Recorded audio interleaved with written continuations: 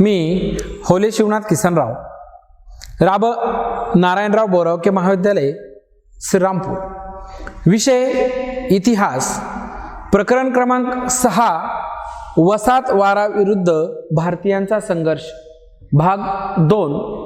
पहिल्या भागामध्ये आपण पाहिलं की 1857च्या पूर्वी जे वेगवेगळे उठाव झाले, यामध्ये जो भिल्लांनी ब्रिटिश सत्तेच्या विरोधात उठाव केला, त्यांचे जे पूर्वीचे जी कामं आहेत ती कामं त्यांच्या हातातून काढून घेतल्यामुळे गड किल्ल्यावरती ते पहारा देण्याचं काम करायची, संरक्षणाची जबाबदारी त्यांच्याकडे असायची, शस्त्रास्त्रामध्ये ते निपुण होते।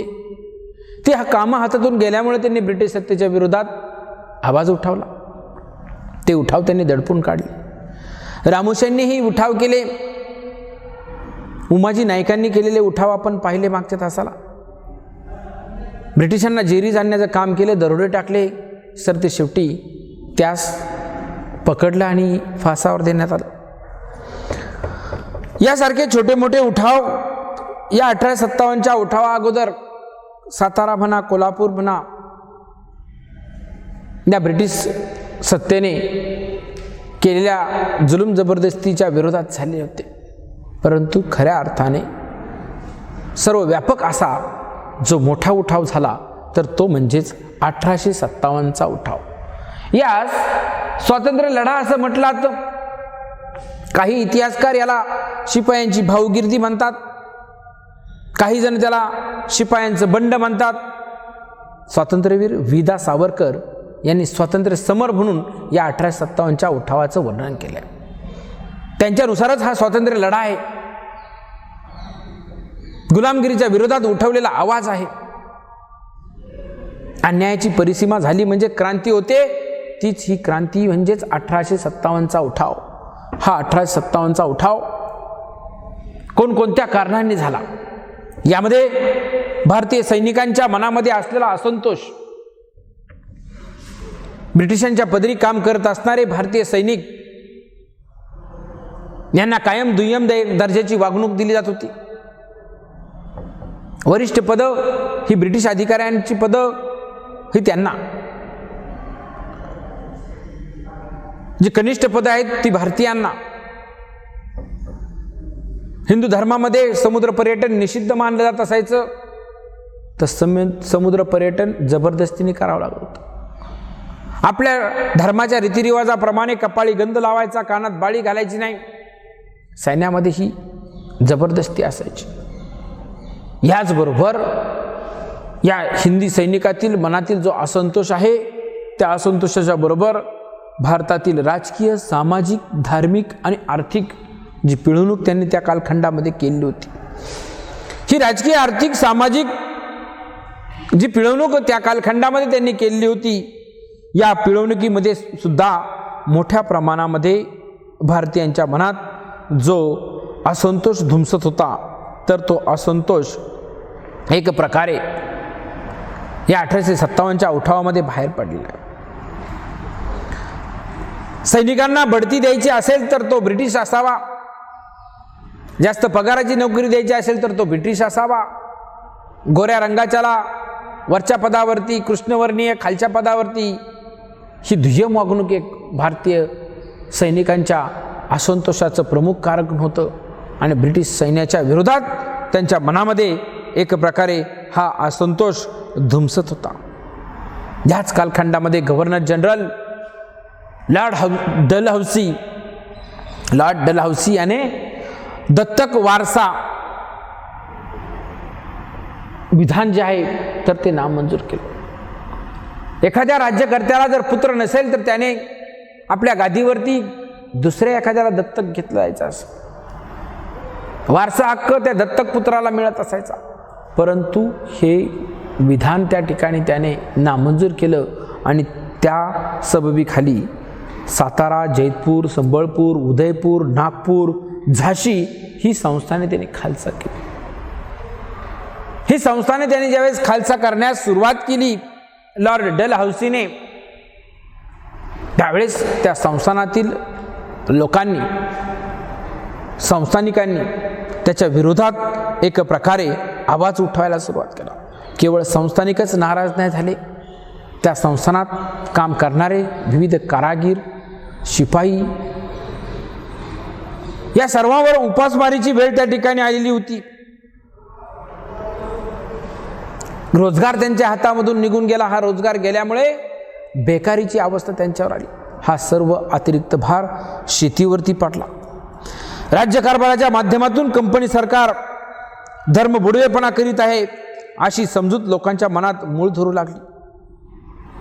ख्रिश्चन धर्माचा प्रचार आणि प्रसार करणाऱ्यास बढती, प्रमोशन, आमिष दाखवली जात होती आणि हिंदू धर्मियांना दुय्यम वागणूक दिली जात होती. यामुळेच ही कंपनी सरकार आपलं धर्म बुडवेपणा करू पाहत आहे. वतनही जप्त केली जात आहेत. त्यामुळे नाराज असणारा स्थानिक वर्ग मोठ्या प्रमाणामध्ये वाढला. नाराजांची संख्या वाढत चालली. सुरुवातीला भिल्ल, नंतर रामोशी, नंतर वेगवेगळे संस्थानिक काम करणारे सैनिक, संस्थानं खालसा करण्यामुळं वेगवेगळ्या लोकांना जो रोजगार मिळत होता तो रोजगार हातातून गेला.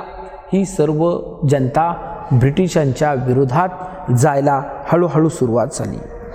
याच कालखंडामध्ये भारतामधील हवामानाचा अंदाज नसतानाही, कुठलाही विचार न करता वेगवेगळ्या पिकावरील जो शेतसारा गोळा केला होता, तर ते शेतसाऱ्या गोळा करण्यासाठी वेगवेगळ्या पद्धतीचा अवलंब त्यांनी केला. सुरुवातीच्या कालखंडामध्ये त्यांनी ही जी कायमधारा पद्धत आहे, गव्हर्नर जनरल लॉर्ड डलहौसीने कायमधारा पद्धत चालू केली. त्यानंतर थॉमस मनरोने रयतवारी, लॉर्ड हेस्टिंगने महालवारी यासारख्या पीक पद्धती किंवा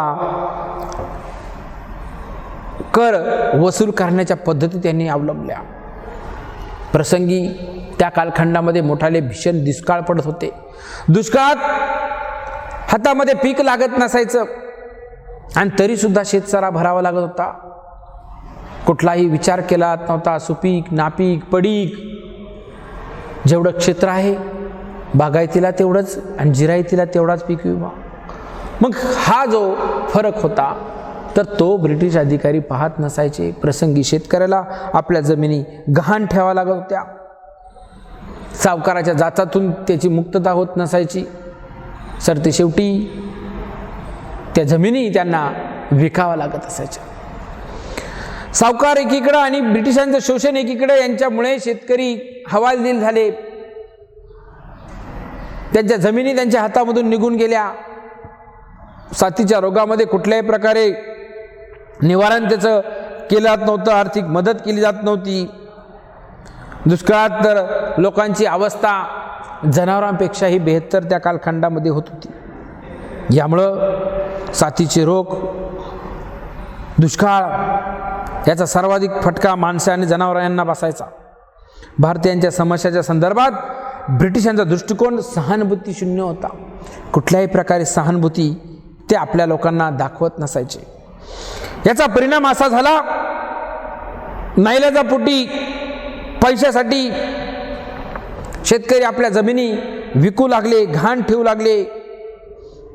कंपनीने जमीन विक्रीयोग्य वस्तू बनवून टाकली. इंग्रज मळेवाण्यांनी येथे नगदी पिके घेण्यास सुरुवात केली. चहा,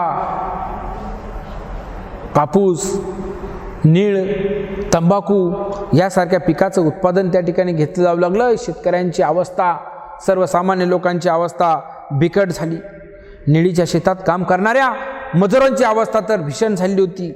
सार्वत्रिक बेकारी, असंतोष, अविश्वास यांनी भारतभर सामान्य जनतेचे जगणे अवघड करून टाकले होते. अशातच आर्थिक पिळवणुकीबरोबर धर्मांतर, हिंदू धर्मावरती गदा आणण्याचं काम, ख्रिश्चन धर्माचा प्रसार ब्रिटिशांनी भारतात सुरू केला होता. वेगवेगळे आमिष दाखवली जात होती. जो धर्माचा स्वीकार करील त्याला बढती द्यायची, त्याला सैन्यात भरती करायचं, त्याला वरिष्ठ पदावरची नोकरी द्यायची. यामुळे एक भारतीयांचा धर्म, रूढी, परंपरा याबाबत जे ब्रिटिश धोरण ठरत होतं, या गोष्टीमुळे भारतीयांच्या मनात ब्रिटिशाबद्दल असलेल्या असंतोषात भर पडत होती. त्यातच 1856 साली जो त्यांनी हिंदी सैनिकांना लढण्यासाठी इनफील्ड नावाच्या ज्या बंदुका दिल्या होत्या, या इनफील्ड नावाच्या ज्या बंदुका आहेत, या लांब पल्ल्याच्या बंदुका, याच्यासाठी लावणारी जी काडतुसं असायची, गाईच्या डुकराच्या चरबीची बनवलेली असायची. मग ही गाईच्या डुकराच्या चरबीची बनवलेली काडतुसं सैनिकांना दाताने अगोदर तोडावं लागत होती, नंतर ती गोळी रायफलमध्ये भरावं लागत होती आणि नंतर ती शत्रूवरती चालवायची होती. ही बातमी संपूर्ण सैन्यामध्ये पसरली. गाय हिंदूंना पवित्र तर डुक्कर मुस्लिमांना निषिद्ध. यामुळे ही काडतुसं वापरण्यास नकार दर्शवला.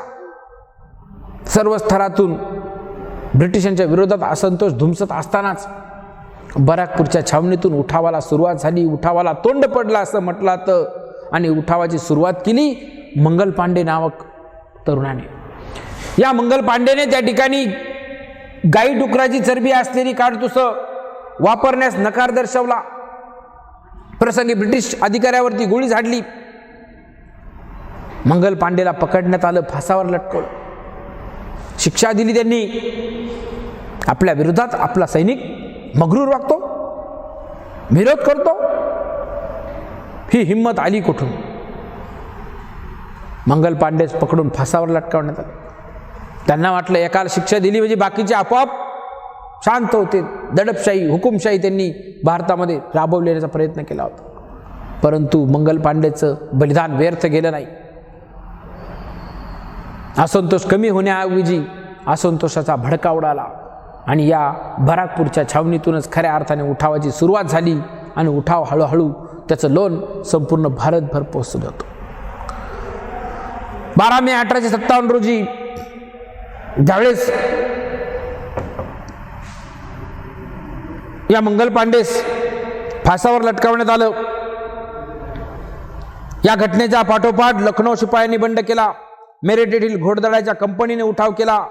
या सगळ्या धामधुमीत इंग्रजांना ठार मारणे, त्यांच्या कुटुंबियास धडा शिकवणे, प्रसंगी कत्तल करणे, घरे जाळणे असे प्रकार सुरू झाले. शिपाई दिल्लीच्या दिशेने आगेकूच करू लागली. एक एक ठाणं जिंकत दिल्लीच्या दिशेने या मंगल पांडेला मारल्याच्या निषेधार्थ सगळीकडेच भारतभर या उठावाची सुरुवात झाली आणि दिल्लीकडे आपले सैन्य निघालं. 12 मे 1857 रोजी दिल्लीवर पोहोचून त्यांनी संपूर्ण दिल्ली हस्तगत केली. ब्रिटिशांचं सरकार उलथावून टाकलं.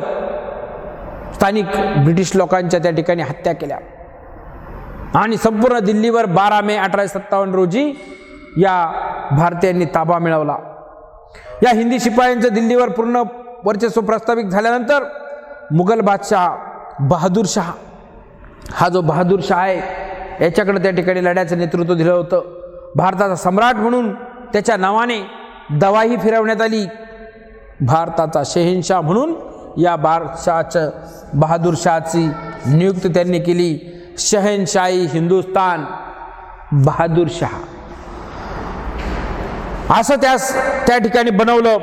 या 1857चं नेतृत्व मुघल बादशाहच्या हाती असले तरी प्रत्यक्ष मात्र या बादशाहच्या पाठीमागं उठावाचे प्रमुख कर्ते जे म्हणून होते नानासाहेब पेशवे, तात्या टोपे, राणी लक्ष्मीबाई, बेगम हजरत महल, मौलवी अहमद उल्ला, कुंवरसिंह या सेनानींनी खऱ्या अर्थाने 1857चा उठाव जोमाने सुरू केला होता. दिल्ली, कानपूर, लखनौ, झाशी येथील व पश्चिम बिहारच्या भागात उठावाचं स्वरूप विशेषतः उग्र होत केलेलं होतं. दिल्लीच्या रक्षणाची जबाबदारी बख्त खान यांनी आपल्या शिरावरती घेतली होती.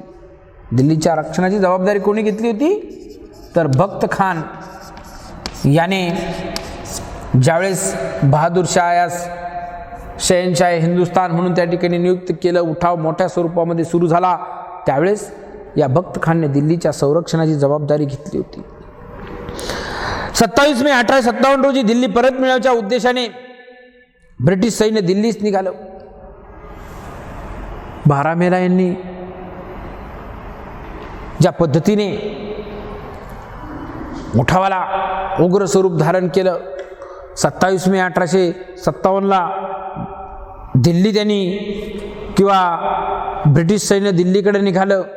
तत्पूर्वी 12 मे 1857ला दिल्ली ताब्यात घेतलेली होती आणि 12 मे ते 27 मे म्हणजेच 15 दिवसाच्या फरकाने हे ब्रिटिश सैन्य पुन्हा दिल्ली प्राप्त करण्यासाठी मोठ्या फौज फाट्यानिशी निघालेली होती. दिल्ली हस्तगत करण्यासाठी इंग्रजांनी आपली सर्व शक्ती पणाला लावली. या युद्धात ब्रिगेडियर जॉन निकोलस मारला गेला. ब्रिटिशांचा अधिकारी होता हा ब्रिगेडियर जॉन निकोलस, हा मारला गेला. सर जॉन लॉरेन्स व शीख पलटणीमुळे ब्रिटिशांनी दिल्ली जिंकली. मोठा फौज फाटा आणला. शीख पलटण त्यांना आयत्या वेळी मदतीला आली, नाहीतर त्यांचा पराभव हा पुन्हाही निश्चित होता. परंतु या शीख पलटणीमुळे आणि जॉन लॉरेन्समुळे ब्रिटिशांनी दिल्ली जिंकली. ब्रिटिश जनरल हडसनने बहादूर शाहस अटक केले. रंगूनच्या तुरुंगामध्ये त्यांना डांबून ठेवलं. रंगून हे ठिकाण ब्रह्मदेशामध्ये आहे. या ब्रह्मदेशातील रंगूनच्या ठिकाणी शहनशाह हिंदुस्तान म्हणून ज्याची नियुक्ती केली होती तो म्हणजेच बहादूर शाह यास कैद करून पाठवण्यात आलं. त्याच ठिकाणी बहादूर शाह याचा 1862ला मृत्यू होतो. त्यापूर्वी अयोध्या, लखनौ, वायव्य प्रांतात उठावाचा वेग धरलेला होता. अलीगड, इटावा, मथुरा, लखनौ, बरेली, आझमगड, फैजाबाद, कानपूर, झाशी या ठिकाणी उठाव जो आहे तर तो वणव्यासारखा पसरला. हा उठाव असाच पुढे ज्या पद्धतीने गेलेला आहे ते आपण पुढच्या तासाला पाहू. आजच्या तासाला आपण 1857चा जो उठाव आहे, हा जो लढा आहे, या लढ्यामध्ये सुरुवात कशा पद्धतीने झाली, भारतीय सैनिकांच्या मनामधील असणारा असंतोष, भारतीयांचं त्यांनी केलेलं राजकीय, सामाजिक, धार्मिक, आर्थिक पिळवणूक, त्याचबरोबरीने लॉर्ड डलहौसीने दत्तक वारसा हक्क नामंजूर केले. त्यामुळे संस्थानिक त्याच्या विरोधात चिडले. झाशी, संबळपूर, उदयपूर ही संस्थानं त्यांनी खालसा केली आणि ही संस्थानं खालसा केल्यामुळे सैनिक बेकार झाली, अवस्था त्यांची वाईट झाली, रोजगार त्यांच्या हातामधून निघून गेला. याच परिस्थितीमध्ये ब्रिटिशांनी भारतीयांच्या विरोधात ज्या पीक पद्धतीचा अवलंब केला, यामध्ये कायमधारा, रहितवारी, महालवारी, कुठल्याही प्रकारे दुष्काळजन्य परिस्थितीमध्ये शेतसाऱ्यामध्ये सूट त्यांनी दिली नाही. आणि या जाचक अटीमुळेच खऱ्या अर्थाने भारतीयांच्या मनामध्ये जास्त असंतोष होता. दुष्काळ असो, रोगराई असो, कुठल्याही प्रकारे सहानुभूती शून्य हे ब्रिटिश शासन भारतातून हकलून दिलं पाहिजे, उलथवून टाकलं पाहिजे, यासाठी आवाज उठवण्यास सुरुवात झाली. धर्मांतराची नाराजी याच कालखंडामध्ये भारतामध्ये पसरत होती आणि निमित्त झालं 1856ला त्यांनी आणलेल्या इनफिल्ड नावाच्या बंदुका. या इनफिल्ड नावाच्या बंदुका वापरण्यास सैनिकांनी नकार दिला. नकार देण्याचं कारण त्याला गाई डुकराची चरबी होती. सगळ्यांच्या मनात असंतोष धुमसत होता, परंतु सुरुवात होणं बाकी होतं आणि ती सुरुवात झाली 1857च्या बराकपूरच्या छावणीत. मंगल पांडे नामक युवकाने या उठावाला सुरुवात केली. त्यास पकडण्यात आलं, नंतर फाशावर लटकावण्यात आलं. त्यांना वाटलं मंगल पांडे गेला म्हणजे उठाव संपला, परंतु असंतोष वाढतच राहिला. या असंतोषाचं लोण हळूहळू उदयपूर, संबळपूर, नागपूर, झाशी अशा वेगवेगळ्या भारतातील प्रदेशापर्यंत पोहोचलं. आपलं सैन्य दिल्लीच्या दिशेने रवाना झालं आणि 12 मे 1857ला दिल्लीवरती संपूर्ण वर्चस्व प्राप्त केलं होतं. ब्रिटिशांनी पुन्हा दिल्ली प्राप्त करण्याचा प्रयत्न केला. मोठ्या सैन्यानिशी त्या ठिकाणी ब्रिटिश सेना त्या ठिकाणी दिल्लीला रवाना झाली. ब्रिगेडियर जॉन निकोलस त्यांचा सैन्याचा प्रमुख भारतीयांनी त्या ठिकाणी मारलेला होता, परंतु ऐनवेळी शीख पलटण आणि जॉन लॉरेन्स हे सेना घेऊन पोहोचले, म्हणून भारतीयांचा पराभव झाला. दिल्लीचा बादशहा बहादूर शाह या शहनशाह हिंदुस्तान म्हणून तख्तावर बसवलं होतं, त्यास अटक करण्यात आली. रंगूनच्या तुरुंगामध्ये ठेवलेला असतानाच त्याचा त्याच ठिकाणी मृत्यू होतो. या कालखंडामध्ये बख्त खान याने दिल्लीच्या संरक्षणाची जबाबदारी घेतली होती आणि इथून पुढे ही 1857चं लोण कशा पद्धतीने टप्प्याटप्प्याने आणखी उग्र स्वरूप धारण करत आहे तर ते आपण पुढच्या तासाला पाहू. धन्यवाद.